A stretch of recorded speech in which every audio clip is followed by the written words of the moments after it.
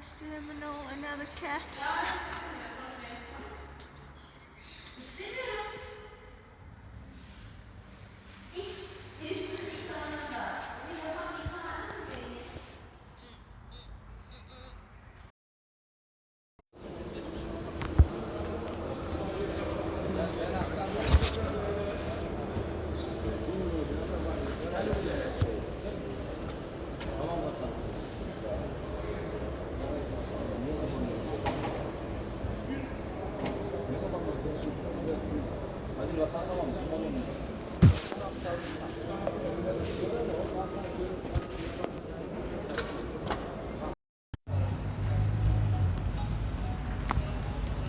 It is 12:45 the next day and I finally made it to Cappadocia. I'm walking to my hotel now. Look behind me, you can even see the...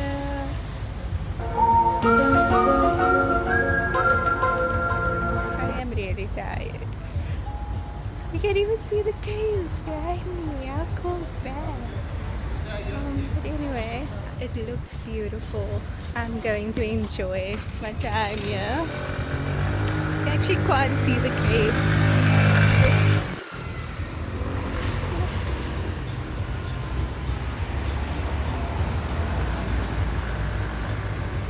How amazing is that?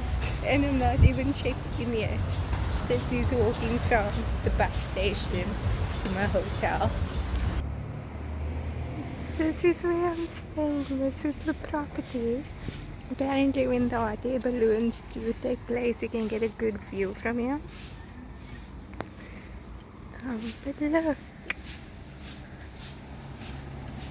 my room is like over there in the corner. I'm still taking this all in. It's insane. Don't know if that's an orb. Hey. So I checked in at the hotel immediately upon arrival, and now I'm just exploring. I showered and I went to the convenience store to buy food. I have the food in my bag, and yeah, my hotel's like literally right across the road, so why not just explore, even though I feel like death. And I'm gonna sleep so well tonight. Let's find a spot to have our early dinner. It is 4:30 now, so dinner at 5.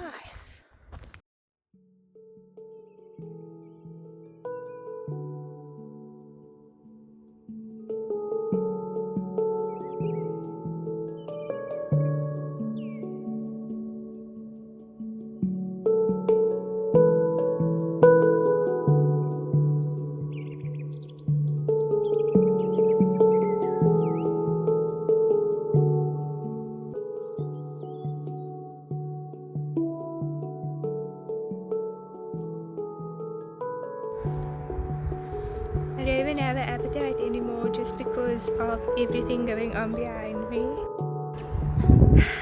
Every path will be trodden on by me eventually.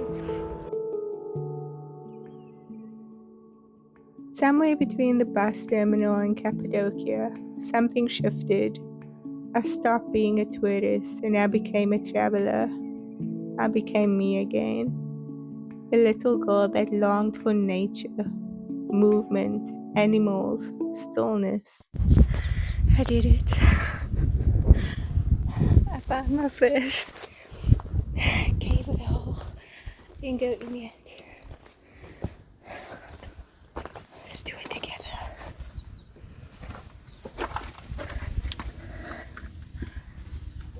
I don't think I can fit.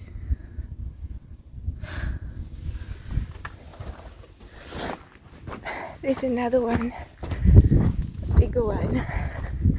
Look at that view.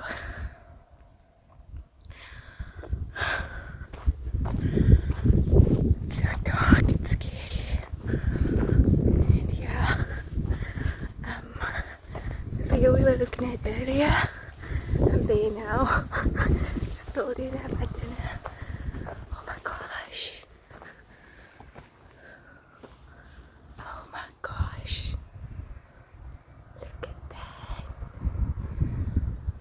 It's really dark.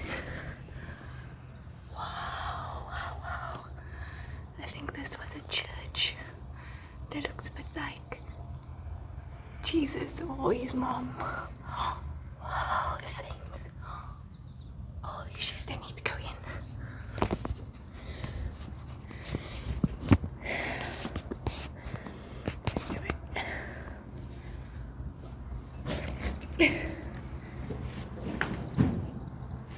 Oh my gosh. Do I even climb up here?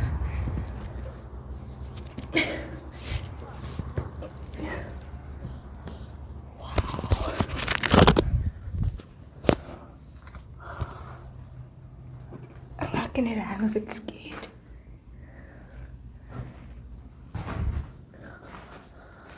Oh my gosh. And it goes down.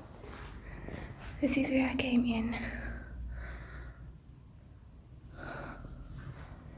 And it just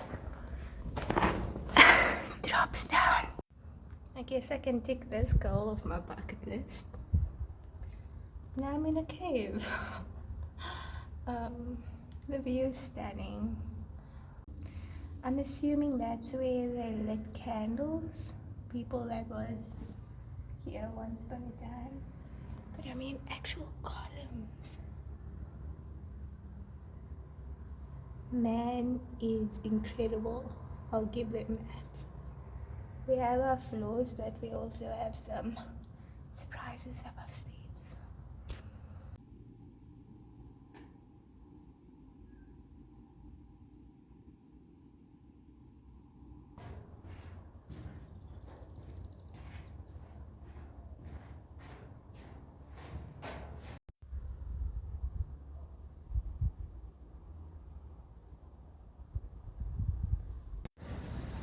I'm back home and I'll be eating my dinner like a civilized young lady.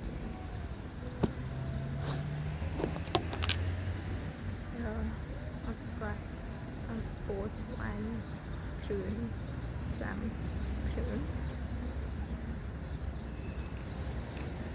It's supposed to be dessert, but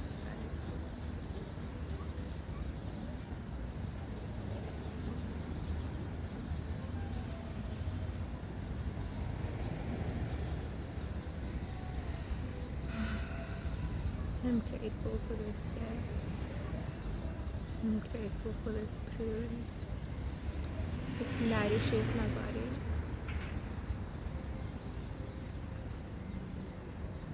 It tastes though. Not sweet at all.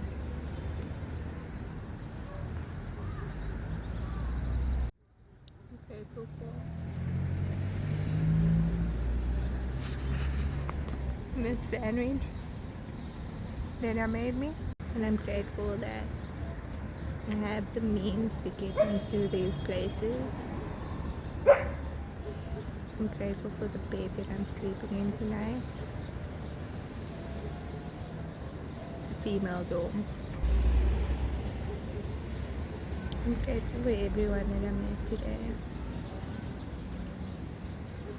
Like honestly, one could look back at today and think that it's a shit show, but I have so much to be grateful for.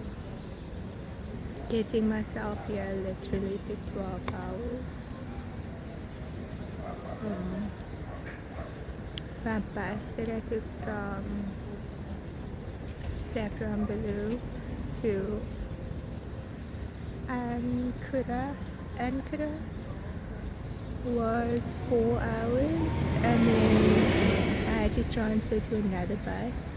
There was a 3-hour transition time, and then I had to get that bus at 6:30, and the bus was cancelled.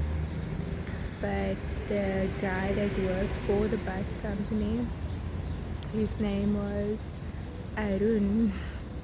I remember his name because I just think of maroon and I take the M away. Arun.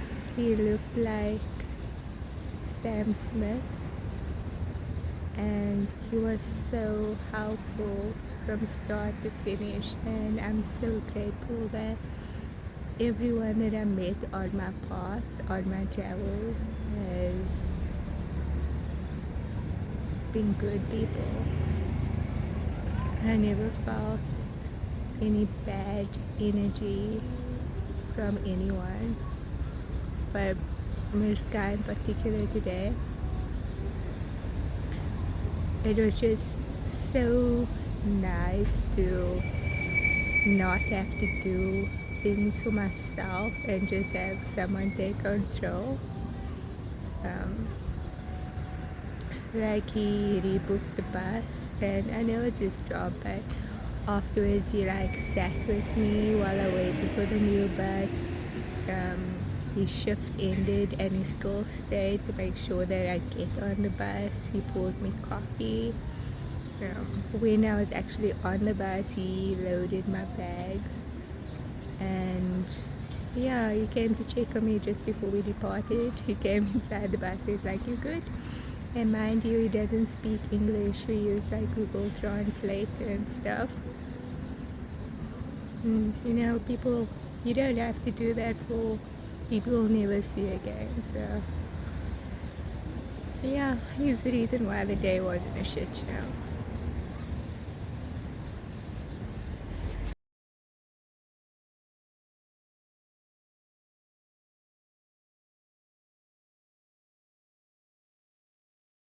Hiking Love Valley was something that always stood out to me while doing my research for Turkey. Seeing it in photos and videos was one thing, being there was something else entirely. I sat down halfway through my hike and I cried, not out of sadness, but out of gratitude for the kindness of strangers, for how much this trip exceeded my expectations so far. I thought about how I had planned this moment from my bedroom in Cape Town, and now I was actually here, living it. I'm usually so hard on myself, but at this moment, all I felt was pride and gratitude. I'm better now.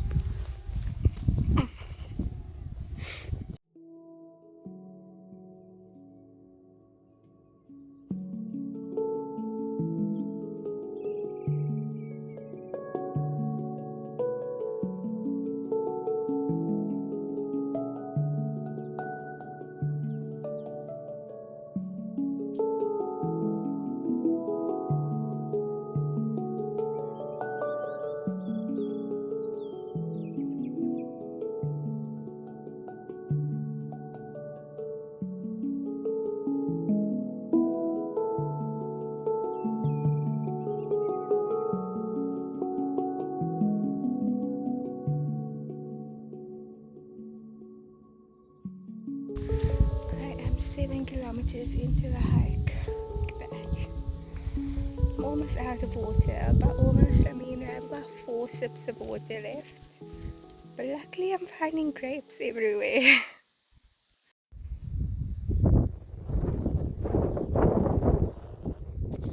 Let's go.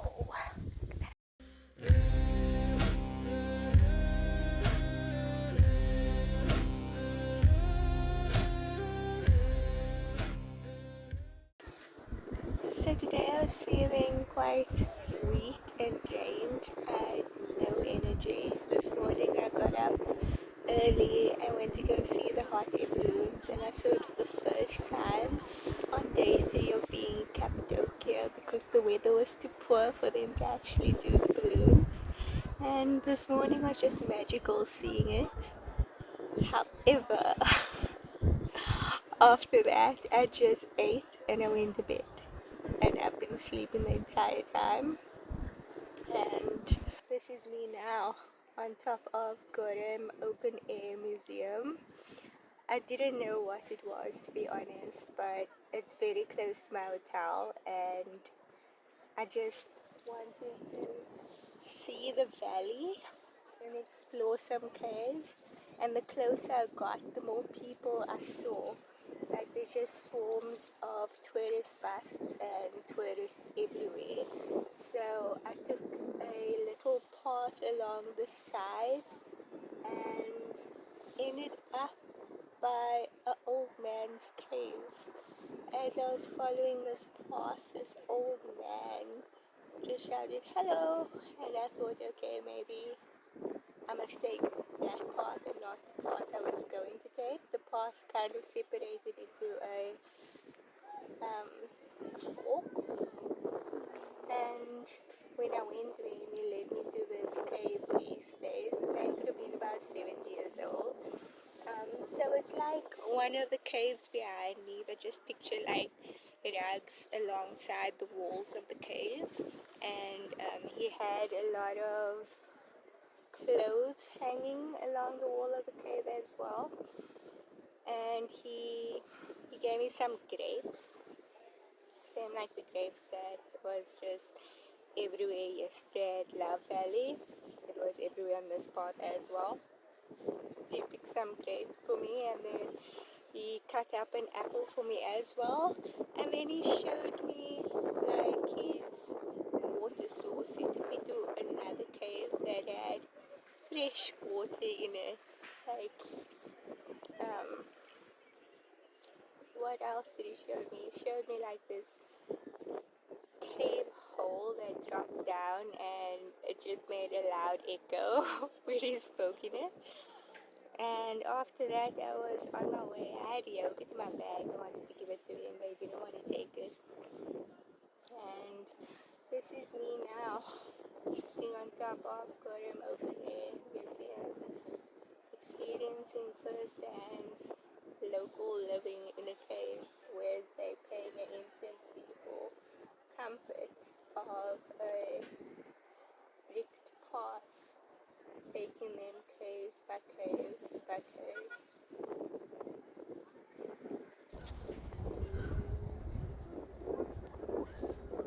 It's a good day, holding on. The wind's picking up.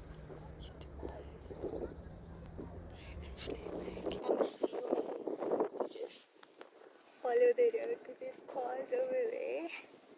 So I need to find out how to get to where the cars are, because there's no way I can get back the way I came, because the trail I was on, I started at the bottom and made my way up here, and the path essentially had ropes coming out of the wall through these pins, and you had to like pull yourself up along the path because it was so steep. You grab onto those ropes to help you up. So there's no way in hell I'm going down like that. I should be fine. But yeah, I want to explore that side. I didn't do that yet. I think that is Rose Valley, if I'm not mistaken. That over there is Love Valley that I did yesterday. And then somewhere over there is my home. And over there is also where I was this morning to watch the hot air balloons. So, quite close.